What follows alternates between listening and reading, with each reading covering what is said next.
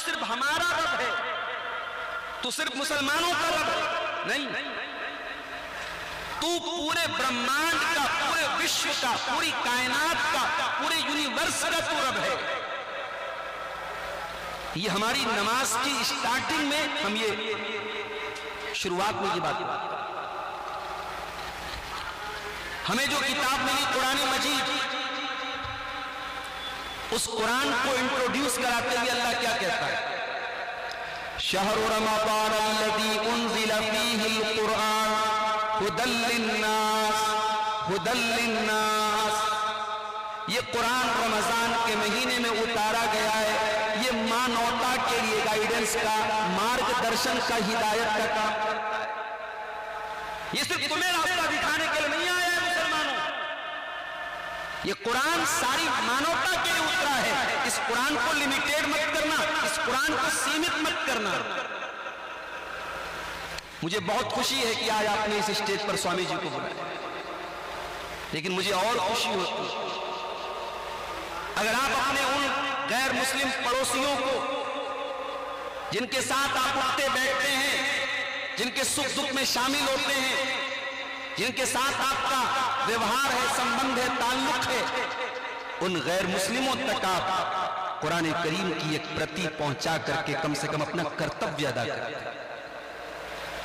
कल कयामत के दिन वो गैर मुस्लिम अल्लाह की बारगाह में ये तो ना कहता कि अल्लाह बरेवा की सरजमीन पर, दोस्तिया की सरजमीन पर मेरा मुसलमान भाई मेरे पड़ोस में रहता था, उसने मुझे कभी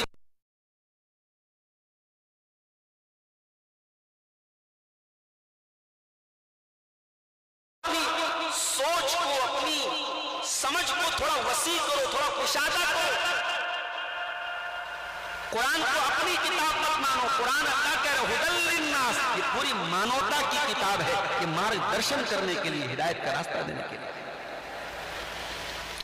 और आगे बढ़िए, अल्लाह ने अपने आखिरी नबी जनाब मोहम्मद रसूलुल्लाह को दुनिया में भेजा।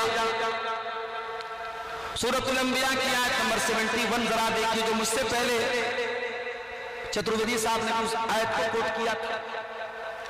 वमा अरसलनाका इल्ला रहमतल लिल आलमीन, ऐ नबी हमने आपको सारी कायनात के लिए रहमत बना करके भेजा, दया बना करके भेजा, करुणा बना करके भेजा। नबी सारी सिर्फ मुसलमानों के लिए नहीं, सिर्फ अरब वालों के लिए नहीं, सिर्फ टोपी लगाने वालों के लिए नहीं, सिर्फ कुर्ता पहनने वालों के लिए नहीं, सिर्फ गोश्त खाने वालों के लिए नहीं, सिर्फ खतना कराने, सारी कायनात के लिए रहमत बन करके आया अल्लाह। इस आयत का मतलब समझ रहे हैं आप? जो नबी का कलमा पढ़ रहा है, नबी उसके लिए भी रहमत है। जो नबी का कलमा नहीं पढ़ रहा है, नबी उसके लिए भी रहमत है। उलमा ने लिखा है इस टॉपिक पर, बाकायदा किताबें लिखी, आर्टिकल्स लिखे कि अल्लाह के नबी के आने के बाद इस कायनात में अल्लाह ताला ने अपने बहुत सारे उसूलों को चेंज किया। अल्लाह के आखिरी नबी के आने के पहले उसूल क्या था कि जो नबी की बात नहीं मानता, जो नबी का इनकार करता, उसके ऊपर दुनिया में अजाब आता था। पूरी पूरी कौम तबाह हो जाती थी, कौमें आद तबाह हो गई, कौमें समूद तबाह हो गई। मगर अल्लाह के आखिरी नबी के आने के बाद अल्लाह ने अपना उसूल बदल दिया। अब इंसानियत पर कोई ऐसा अजाब नहीं आएगा कि पूरी पूरी मानवता खत्म हो जाए, क्योंकि हमारे नबी तो पूरी मानवता के रसूल बनकर के आए। अब आपकी जो बात नहीं मानेगा, आखिरत में उसे सजा मिलेगी, दुनिया में अल्लाह ताला ने सजा से बचाया।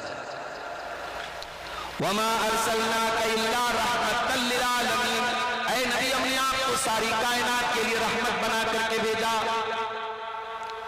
आप जो शरीयत लेकर के आए, जो दीन लेकर के आए, उस दीन में इंसान का मकाम बयान किया गया।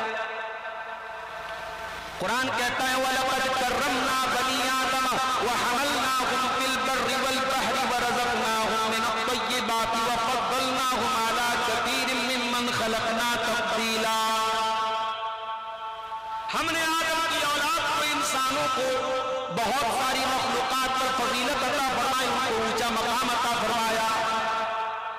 कुरान कहता है लक़द खलक़नल इंसाना फ़ी अहसनि तक़वीम, हमने इंसान को बहुत खूबसूरत बनाया, बहुत बेहतरीन बनाया।